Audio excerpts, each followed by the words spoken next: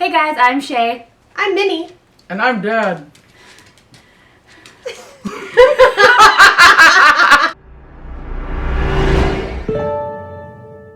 Alright, so this month, we decided to read a so much creepy book, and so we read The Coldest Girl in Coldtown by Holly Black. So,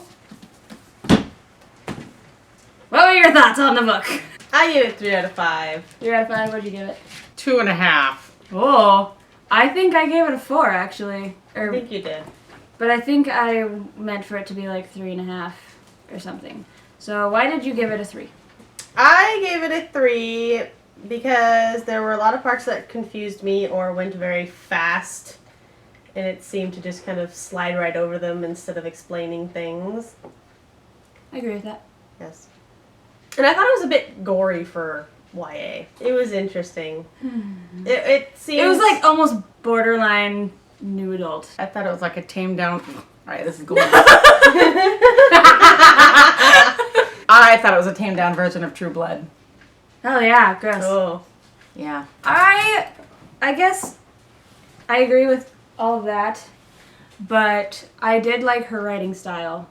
I think Holly Black has a really good writing style, and I did think that she explained some stuff well, like the whole history behind the vampires and everything and how they came about, I guess. I did think that the story was unique. I guess as unique as a vampire story nowadays can be, because everybody writes vampire books. And everybody writes vampire human romances. Yeah, and I've heard that this is supposed to be like a dystopian book, because like the cold towns were places like Las Vegas and like bigger towns like that, or bigger cities that were turned into cold towns. So I think it's supposed to be dystopian, but at the same time I didn't know if it was supposed to be dystopian or like realistic fiction fantasy.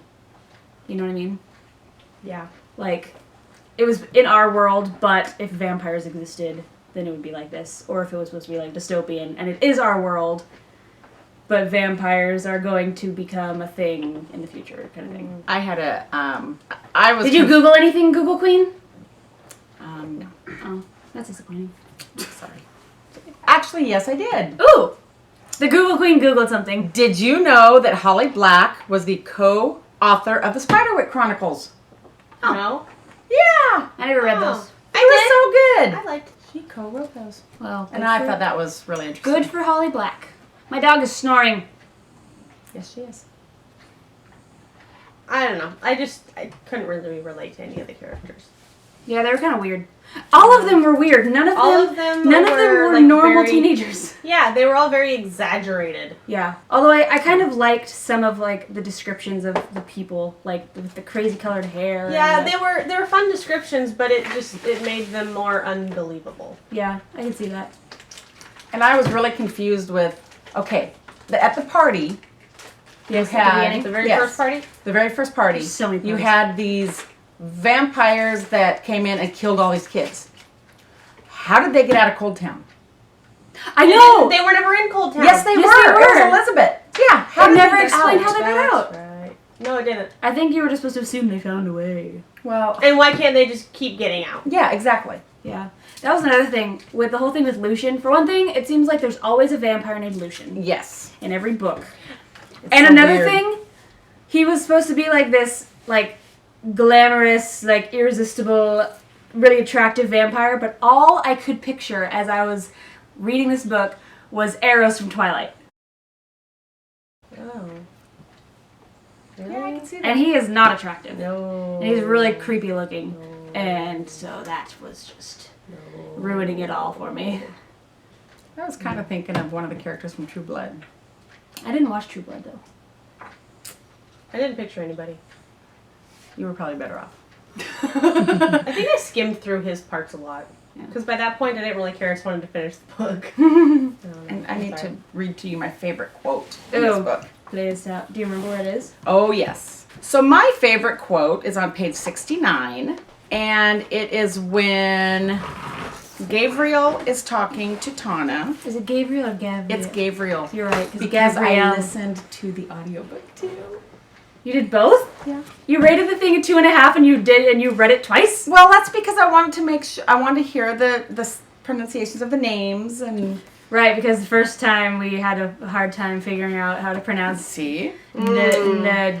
And at one point... Nehemiah, or whatever you say. I don't even know. At one point, when they talked about Gabriel, before he became a vampire, I think it was, his name was pronounced Gabriel, and now it's just Gabriel. Okay, so Tana says to Gabriel, you don't seem crazy. Well, you don't seem that crazy. And he says, some of the time I'm not, but the rest of the time is most of the time. And when I am, unfortunately, I am all appetite.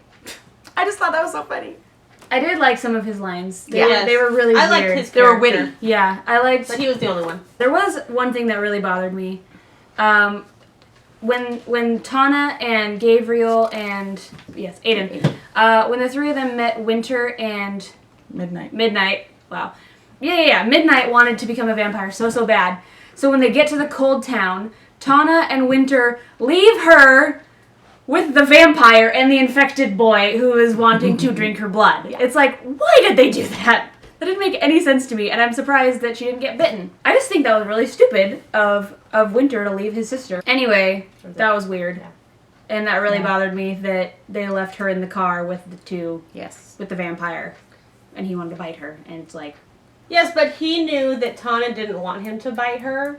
I know, so but he was still... keeping Aiden from biting her. Yeah, but I mean, they had known each other for a few hours. I wouldn't trust him. See, here's another thing. This timeline is so short. I know. That was They knew each other for a day before she's making out with him against the wall. I know. Yeah, that's what I hated about. That's what I hate about a lot of books like this. Is there's so much insta love.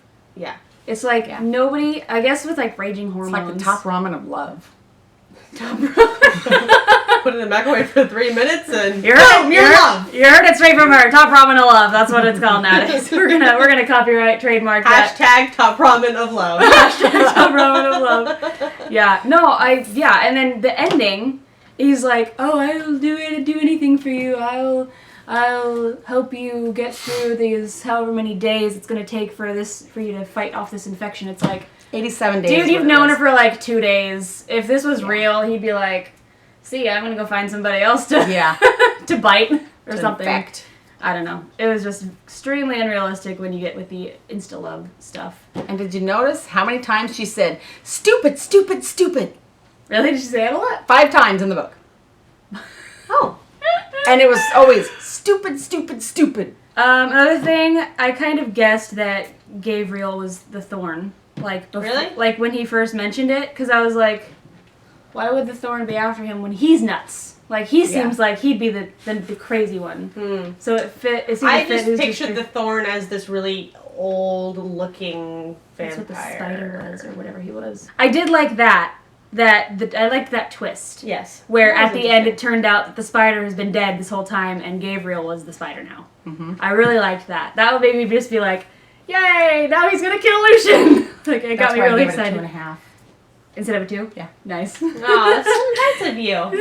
Another thing that bothered me about their romance was it was very, sadistic and weird. Mm-hmm. Yeah. Like, they kept being jerks and hurting each other, and that doesn't last. That won't last at all. That's another thing about insta love, and this kind of insta love ramen love is that's the kind of top ramen love we're talking about here. Very instant. It's the kind that's not going to last as long as they are. Which they're going to be. Well, at least he's a vampire. She's going to be still human, but right, because she's going to try to hold out until I don't know. I just for her sister. Yeah. And her sister's an idiot. Yes. An absolute idiot. Seriously. So her sister shows up. So she sacrifices her token so her sister can leave. And now she's willing to stay. But she probably didn't think that her sister would do that. Well, she probably didn't. Because, what are you going to do? You can't be like, oh, sorry, sister, you're stuck here now. I'm leaving. Bye. She is a teenager, and teenagers are pretty dramatic. Get a hold of another token someday. No, because you have to have a way to... The only way I thought you could get tokens was by turning in vampires. You can't turn into a vampire if you're stuck in a Coldtown. Somebody could turn a vampire in for you, though. Oh, that's true. So maybe her sister... Sequel to The Coldest Girl in Coldtown will be the Coldest Girl in Coldtown Part 2. The warmest girl in Coldtown. Yeah, because she's going to be human again. Human again. That reminds me of the Beauty and the Beast song. Whoa. You just got really excited. Yeah, I did. So next month we're going to be reading Perfected by Kate Jarvik Birch, which is a Good job, Mom. young adult, Or Dad, or whoever you are. young adult dystopian romance. So, it has a very pretty cover, Yes. which Shannon will insert here. You're welcome. Alright, so that is it for today. I hope you guys had a safe and fun Halloween. And we will... Eat lots of candy. They will see you at the end of next month. I will see you in the next video. So, there you go.